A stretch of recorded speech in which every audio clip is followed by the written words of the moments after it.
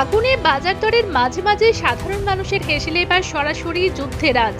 আন্তর্জাতিক বাজারের অস্থিরতার দোহাই দিয়ে ফের এক দফায় মহার্ঘ হলো রান্নার গ্যাস। একদিকে নিত্য প্রয়োজনীয় জিনিসের ঊর্ধ্বগতি, আর অন্যদিকে জ্বালানির এই চড়া দাম। সব মিলিয়ে রাজ্য জুড়ে সাধারণ মানুষের নাভিশ্বাস ওঠার জোগাড়। আজ থেকে রাজ্য জুড়ে এক ধাক্কায় 60 টাকা বাড়ানো হয়েছে ভর্তুকিহীন ঘরোয়া এলপিজি সিলিন্ডারের দাম। কলকাতায় আজ থেকে একটি সিলিন্ডার কিনতে আম জনতার পকেট থেকে খসবে 939 টাকা। তবে জেলাভেদে পরিবহন খরচের কারণে এই দাম কোথাও কোথাও আরও বেশি হতে পারে।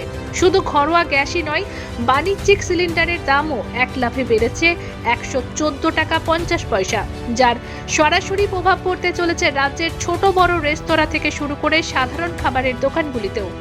উত্তর থেকে দক্ষিণ বাংলার ঘরে ঘরে এখন একটাই প্রশ্ন, আয়ের সাথে ব্যয়ের এই সামঞ্জস্য আর কতদিন? ডাল ভাতের সংস্থান করতেই যেখানে সাধারণ মানুষের কালঘাম ছুটছে, সেখানে জ্বালানির এই মূল্যবৃদ্ধি যেন মরার উপর খাড়ার ঘা।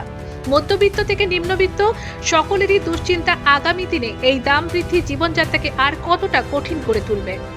রাজ্য জুড়ে এই গ্যাসের দাম বৃদ্ধি নিয়ে সাধারণ মানুষের ক্ষোভ এখন চরমে।